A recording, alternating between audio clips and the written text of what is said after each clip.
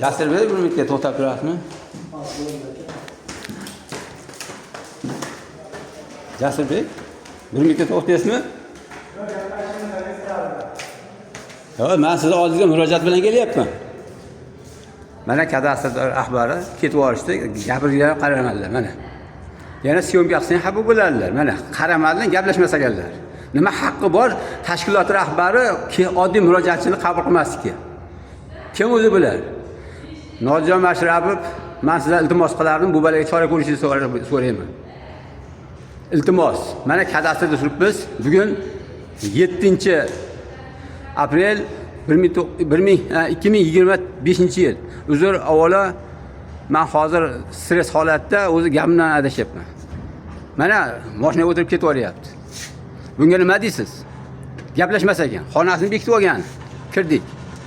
Nima haqqi bor? Bu ashi tashkilotda mana kadastr nimasi mana. Mana sizga